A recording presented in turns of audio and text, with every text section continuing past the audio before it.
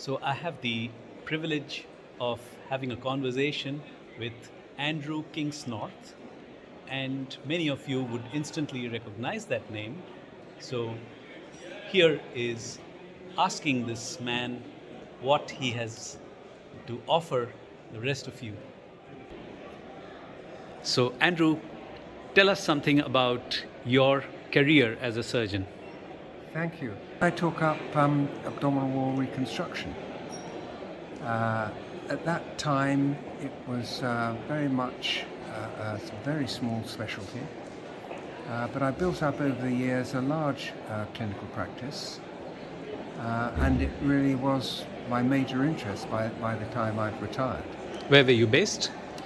I was the professor of surgery at the University of Liverpool for 17 years, but before that I trained in all over the United Kingdom, and I'd also spent time abroad in the US for 2 years, and finally a fellowship in the HBB unit in Cape Town. So I've some international experience before I took up my final post. So, tell us about your experience with the mosquito net, experiment, if I may call it.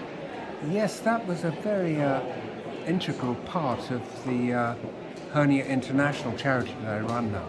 Now, I was running a course for registrars in Plymouth, and I noticed that one of the registrars was more mature than the others. So at the lunch break I asked him why he was there, and he said, "Oh, I'm a missionary surgeon, I work in India. I come back on my annual leave and I choose a refresher course to go to, and I've come to your course on hernias." Now in the afternoon we used to ask the registrars to present one of the tough hernia cases they've been involved with, and we called it Hernias from Hell. Hernias from hell. Hernias from Hell. So he stood up and talked about some horrible inguinal-scrotal hernia with strangulation and all that sort of thing that he had treated. And then he said, and we repaired it with mosquito net. At which point my ears pricked up and I thought, well, what's going on here? So afterwards I had a discussion, and he told me that in India a number of surgeons had taken it up because they had read this paper by Dr. Tonga Onka and colleagues. When was this? This would have been in about 2004 or 5, and the paper was published in 1996. And so I thought, well, I better get in contact with Dr. Tonga Onka about this. And we exchanged emails, and he told me that he now had a case series of 600. So at the time I was the president of I was president-elect, I think, of the European Hernia Society. So I said, well, why don't you come to our next meeting in Berlin and present your results? So I met him then, which was a great pleasure, and he reported his 600 cases. So I thought, well, this is what we must do. You can repair the cost of a single patch of mosquito net mesh is just a few rupees.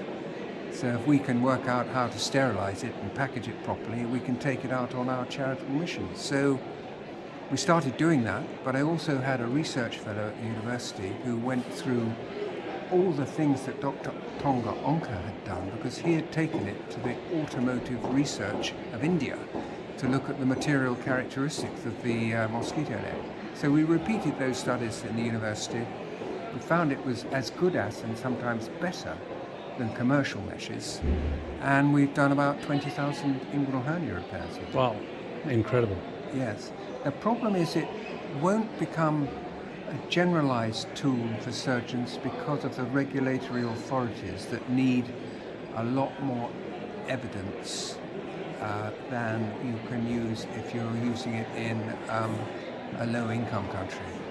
So we've used it in many countries now, but it's really not. We're not able to get it into other countries. We have tried to run a trial in the British National Health Service, but again we ran up against various obstacles for that.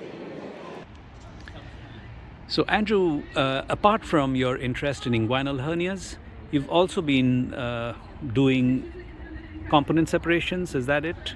Yes. Or that was too late in your No, career? I mean, once I had a big practice in inguinal hernia, the incisional hernias followed, and I had a very big practice from all over the UK by the time I'd retired.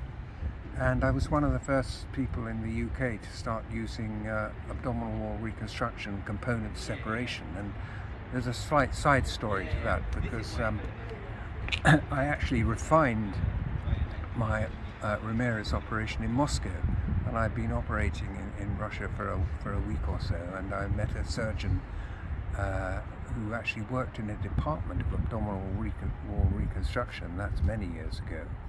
So I used that operation, and I had a series of over 150 component separation, and I also had a series of over 500 using the almost illegal operation now of onlay mesh.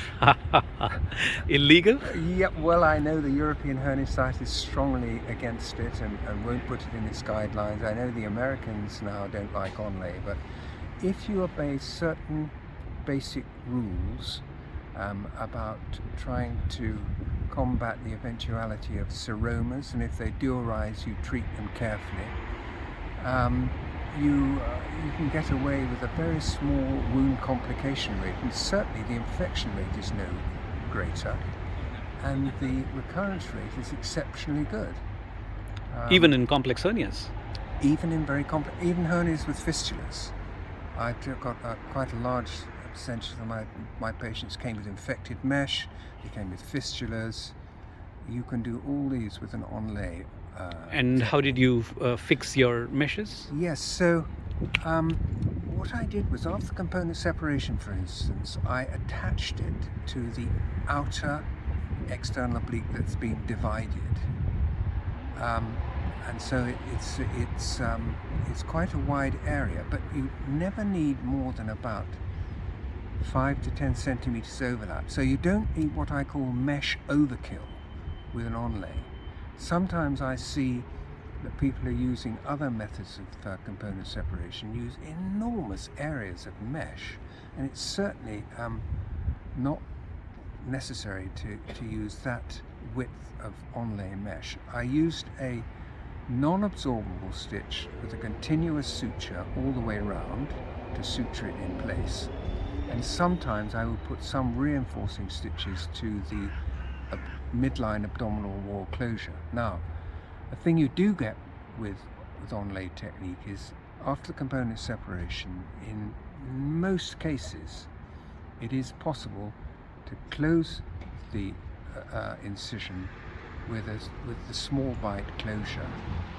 In the small number of cases where it's not possible, and in my series it's certainly less than 10%, I would use a biological mesh to the part of the incision that could not be completely closed.